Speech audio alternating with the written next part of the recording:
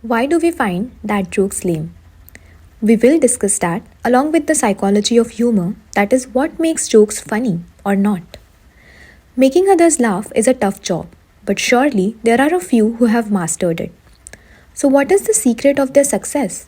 Is there a formula or a trick to being funny?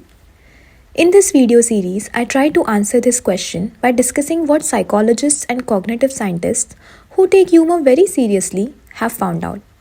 In the first video in this series, I discussed the superiority and relief theories of humor. These theories are called motivation-based theories because their explanation of humor relies on the audience's motivation to find humor in something. Motivation being that of finding a sense of relief or superiority in laughing at the joke. So these theories rely on the effect the joke has on the audiences to explain its humor. However, these theories do not specify anything about the content and structure of the joke. In this video, we will discuss exactly that.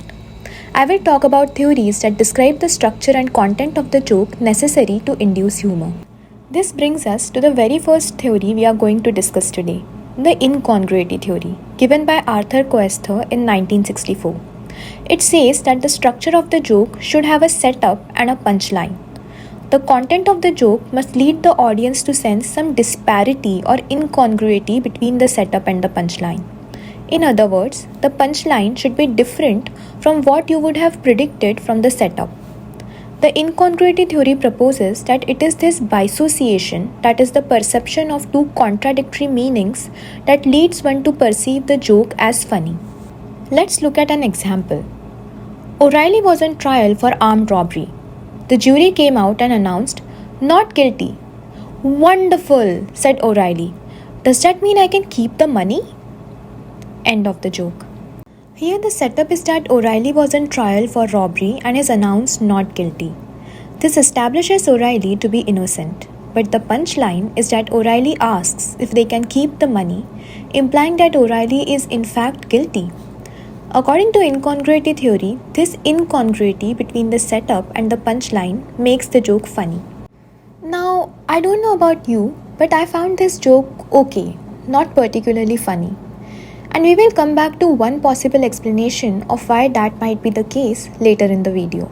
Trying to be positive though. I started reading positive quotes on Instagram. I just read one the other day that said, "Shoot for the moon, even if you fail, you land amongst the stars," which is a beautiful, uplifting quote if you don't know science. because the stars are trillions of times farther away than the moon. So really, the quote should be, "Shoot for the stars, even if you fail, you won't realize because you'll suffocate from the lack of oxygen." This is another example of incongruity being deployed to induce humor. The setup leads you to interpret the quote through the lens of colloquial language. It appeals to your language comprehension skills. But the punchline asks you to change the lens to a scientific one, which appeals to your factual knowledge and logical thinking skills, upon which the quote stops making sense. So the two contradictory interpretations of the quote presumably make the joke funny. Jerry Sells in 1972 gave an extension of the incongruity theory and suggested that it is not the perception of incongruity but the resolution of incongruity, that is, getting the joke, that makes the joke funny. In other words, the setup and the punchline should lead to a perception of incongruity first. But setup must also be vague enough to allow a reinterpretation when the incongruity is resolved. This resolution of incongruity is necessary for the joke to be perceived as funny. This theory is called incongruity and resolution theory. The example we'll discuss here is taken from one of my favorite comedians, Abhishek Upamanyu. This will be in Hindi, but if you do not know the language, bear with me for just 10 seconds and I shall translate it to English immediately after. और ना थोड़े दिन पहले मुंबई में मैं एक movie देखने गया और मैं वो पीवीआर में नहीं गया, मैं उसमें गया, वो सिनेमा हॉल नहीं होता, वो सिंगल स्क्रीन, हाँ बहुत सही होता है वो, क्योंकि वहाँ ना पॉपकॉर्न खरीदने नहीं पड़ते, पहले सीट पे गिरे होते हैं. Let me translate it to English now. He says that I recently went to watch a movie in one of those old single screen movie theaters. They are great because you don't need to buy any popcorn over there. You just find it in your seat. The setup initially gives you the impression that the theatre provides popcorn without any charge, and the comedian is praising that, while the punchline contradicts that by providing you the information that the theatre is not well maintained, leading to an incongruity. But this incongruity is resolved when you reinterpret the setup. You reinterpret not having to buy the popcorn as a negative, that is, it has already been left on the seat by a previous moviegoer. According to this theory, after the incongruity is established, this resolution was critical for the joke to induce humor. But then, what exactly makes the joke funny? Is it the incongruity, the resolution, or both? In a behavioral study in 1974, Thomas Schultz and Frances Horribe tried to address this question. They had different groups of children see different versions of the same joke and observe their responses.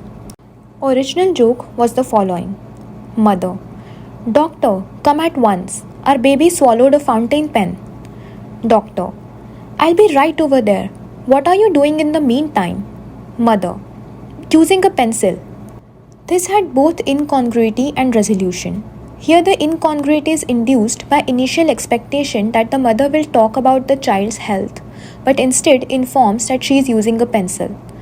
But this is resolved by reinterpreting the initial complaint about the child swallowing the pen as not a worry about child's health but about loss of something to write with. Now a version of this joke that only had incongruity but no resolution was this. Mother: Doctor, come at once. Our baby swallowed a rubber band. Doctor: I'll be right over there. What are you doing in the meantime? Mother: Using a pencil. And there was one more version that only had resolution but no incongruity. And this was Mother: Doctor, come at once. Our baby swallowed a fountain pen. Doctor: I'll be right over there. What are you doing in the meantime? Mother: We don't know what to do. The ratings for the humor were highest for the original joke, which had both incongruity and resolution. This was followed by the joke that only had incongruity, followed by the joke that only had resolution. This study supports the idea that in a joke that contains both incongruity and resolution, both these aspects play a role in the perceived funniness of the joke. However, incongruity theories are still not specific enough to differentiate between humorous and non-humorous materials. This brings us to benign violation theory, given by Warren and McGraw in 2015. This theory suggests that a joke will be funny if it satisfies two conditions. The joke violates some norm, that is, it violates the audience's view of how things should be, and that the violation is perceived as harmless or benign by the audience. If a joke violates a norm but the violation is not perceived as benign or harmless, then the joke will not be perceived as funny. Or if a joke does not violate a norm, then it will not be perceived as funny as well. According to this theory, the joke should violate a norm, but the violation should be within a small window. It should not be too small as to not be considered a violation, and it should not be too big to be considered non-benign or unacceptable. The norm here is broadly defined and could be anything. It could be social norm, moral, ethical, or linguistic norm. Consider the O'Reilly joke again. It violates the norm of self-preservation, and this is considered benign because O'Reilly is assumed to be a hypothetical person. The other norm that gets violated is that the justice system correctly delivers justice, and the violation of this belief happens when the jury declares him not guilty before O'Reilly reveals that he is in fact guilty. Now, as mentioned earlier, I did not find this joke particularly funny. But that's possibly because I do not perceive this violation of norm as benign. This also stresses the importance of how the elements of these theories, like whether there is a violation and whether it is benign, are very subjective. Let's also again consider Abhishek Upamanyu's joke about theatres. It violates cleanliness and hygiene norms as people do not expect anyone to eat popcorn dropped on the seats, nor do they expect theatres to be unclean. This is obviously benign as we are talking about popcorns. Can you think of a version of this joke where the violation is not benign? I would guess that if the setting is changed to a hospital and the popcorn is replaced with medicine, the violation will be considered severe and the joke will cease to be funny. So now let's finally talk about dad jokes. Benign violation theory might explain the phenomena of dad jokes. The jokes that technically sound like jokes but are not very funny. For example, consider this. My wife said I should do lunges to stay in shape. That would be a big step forward. It's a clever play of words but does not violate any norm. Benign violation theory predicts that if a norm is not violated, then the joke will not be funny. This joke, on the other hand, can in fact be seen as propagating the norm that lunges involve putting one step forward, which presumably explains why it is not very funny. The humor with dad jokes may be associated with a meta-norm violation of someone expecting others to laugh at something often classified as lame or not especially funny. Another, and perhaps a little scary, thought is that maybe all our jokes will become dad jokes eventually. When our dads or moms were joking around, their jokes may be violating norms at their time. But now the norms have changed, and this change has happened in the direction in which their jokes were violating them. Perhaps the change has happened because of their jokes, and hence their jokes do not violate the norm anymore and have become dad jokes. Well, I would say I already make dad jokes and love dad jokes, so I embrace this possibility. Concluding remarks. We discussed motivation-based theories in the previous video. They tell us what effect the joke had on the audience that led them to laugh, and these effects were of relief and superiority. In this video, which is the second video in this series, we talked about what is it about the joke itself in terms of its structure and content that made the audience laugh. Among what we discussed, benign violation theory seems to explain the humor in most types of jokes, whether it is being politically incorrect or using a clever joke structure to elicit humor. The theory can be used to also explain observation-based comedy that relies on relatability. In this case, the violation of the norm can be viewed in terms of an unusual observation about a topic such that you never thought about it that way, but it is relatable. Now, there is a third factor, which we have not discussed but is critical for humor. It is the body language and presentation. If you remember the theatre and popcorn joke discussed earlier in the video, it was originally in Hindi, and it sounds way funnier in that than it did in the English translation. And that's precisely because of the way Abhishek Upamanyu presents it.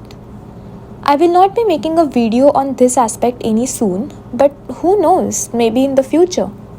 But I just wanted to highlight that there is a missing piece in the puzzle of what makes something funny that we have not discussed.